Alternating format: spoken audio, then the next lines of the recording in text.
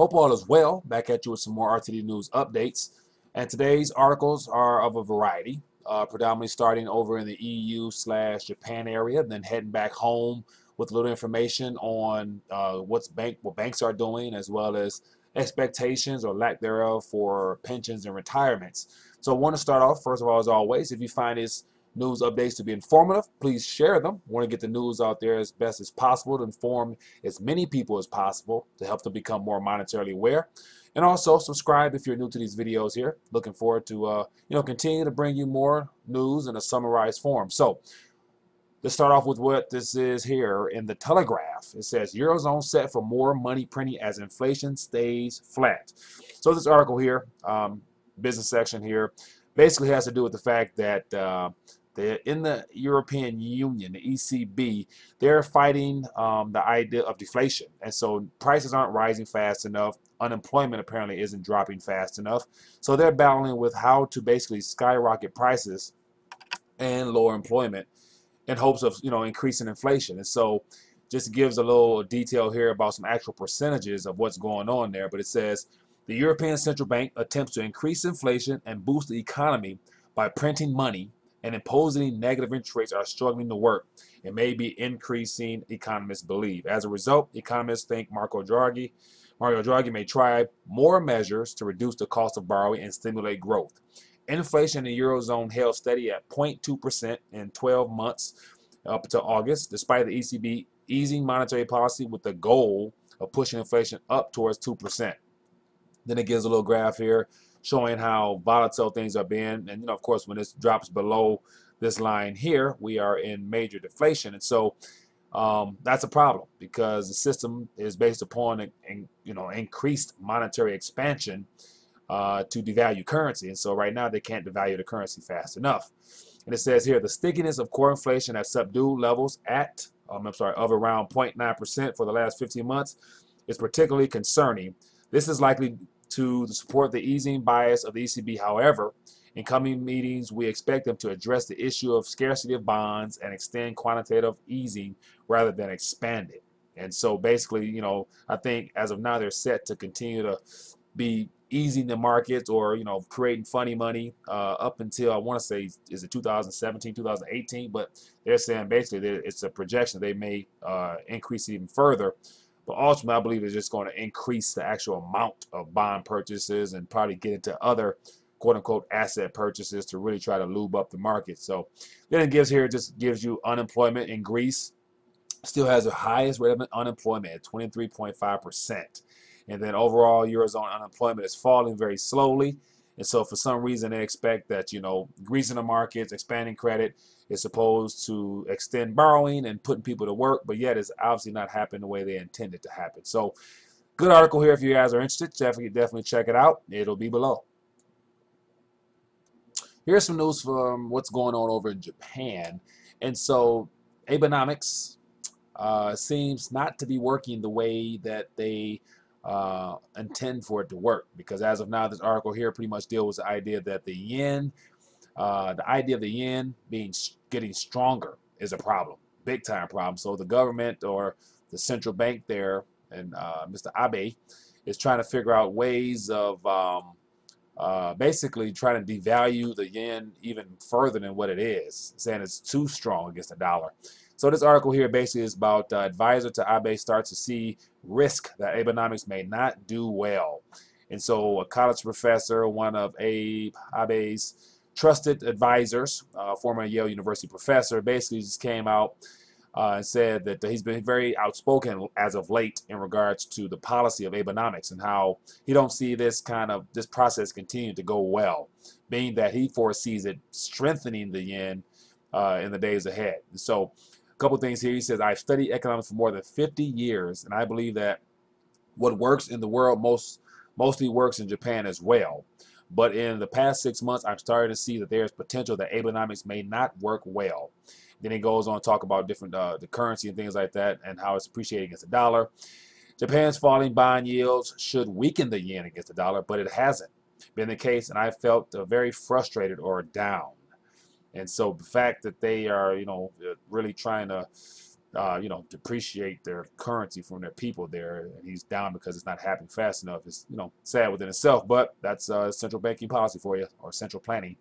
He added that he's feeling a little bit more relaxed since the gathering of central bankers at Jackson Hole, Wyoming over the weekend, because there's some hope that conditions in the foreign exchange market may be changing. So he's believing that they'll be able to depreciate their currency a little bit more in the days ahead.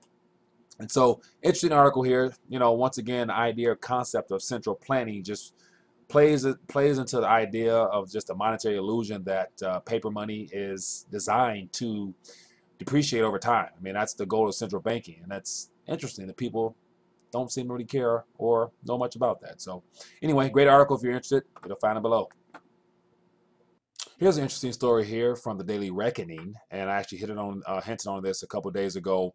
It has to do with the idea of some major players, some big banks, Swiss Bank, Deutsche Bank, Spanish Santander Bank, and BNY Mellon, all joining forces to create a digital currency themselves to basically begin the process of de-dollarizing on a commercial bank level.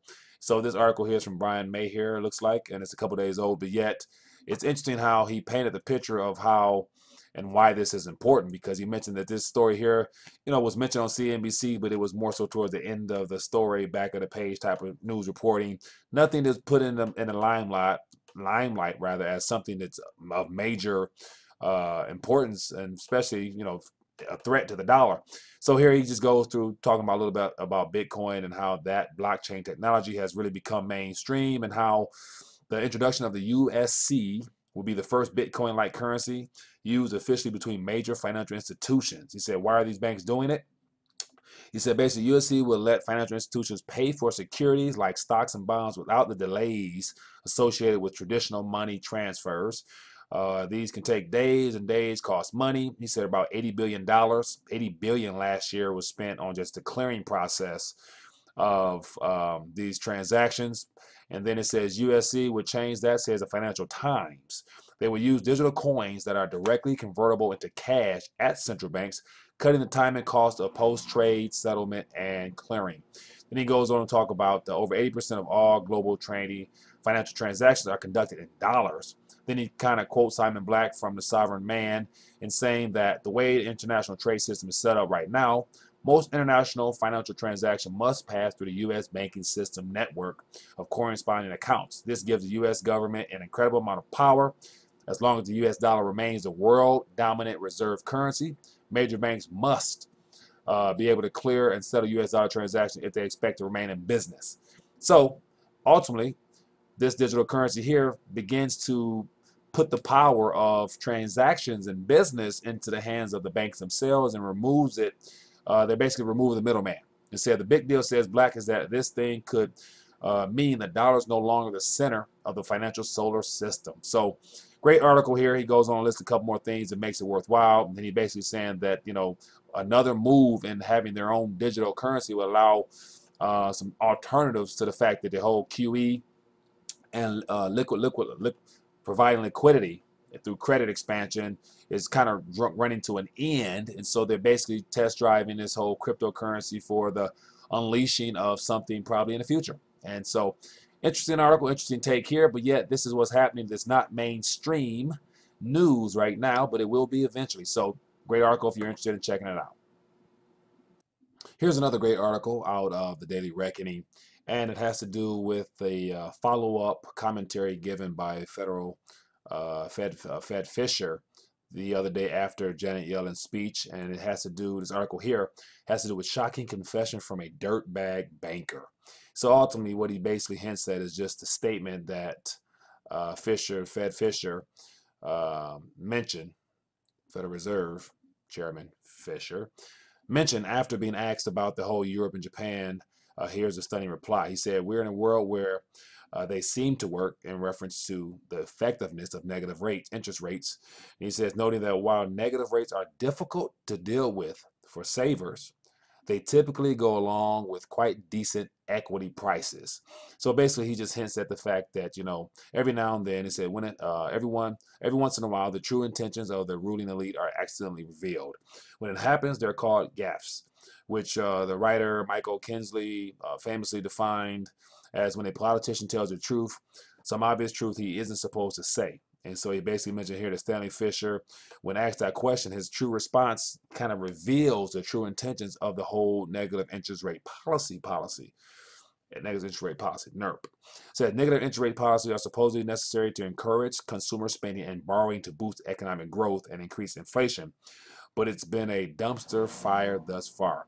So he goes on to talk about how, you get a chance to really look into the true policy and true plans of the central banking model when you hear things like that. It's not good for savers, but it's good for equity prices.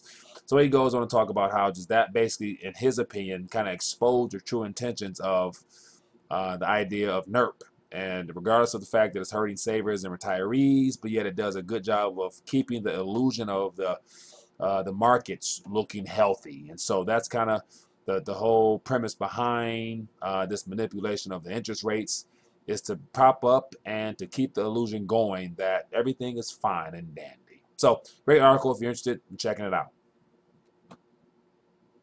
Here's another article here that has to do with the idea of basically, losing money by storing it in saving accounts and things like that in banks. And so this is an article from the Activist Post, and it kind of similar to what I mentioned the other day in regards to just some of the fees and percentages of what's happening in Germany.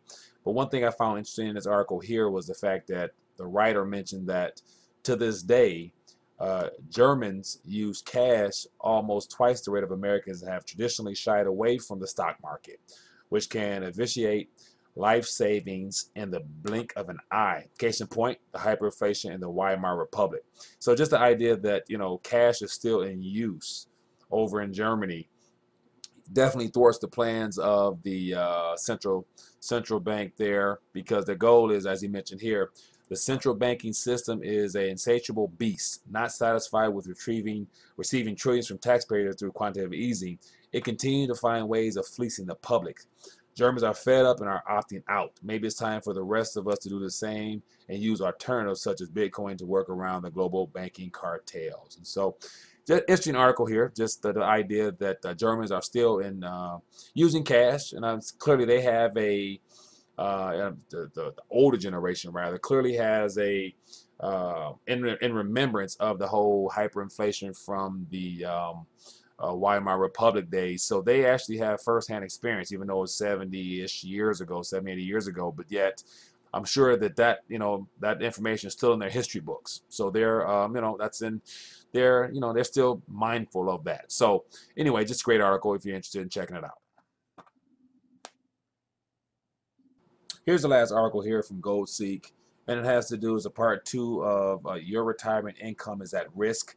So it's a combination of various articles here, but put together in a very concise way of helping people understand the idea that if there's no profit to be made in the bond market and the stock market is central bank inflated, and those are the two primary drivers for receiving funds, and from future promises. So here it just talks about, gives a couple things from article 1, part 1 of the article, some detailed information, and it gives a link if you want to go check that out. And then it just talks about, the idea of fractional reserve banking. It says bankers create currency via fractional reserve banking, and central bankers create currency via QE and other nonsense. The currencies are devalued, and we all pay via high prices, decreased earnings, and devalued savings.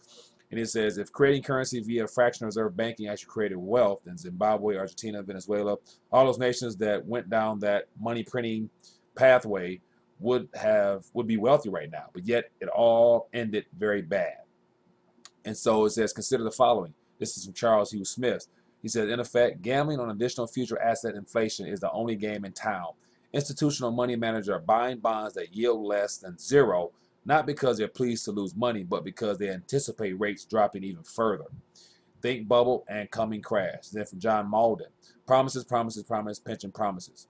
Public pension plans are rarely fully funded. They assume that future investment returns will make up the difference. But what if they don't?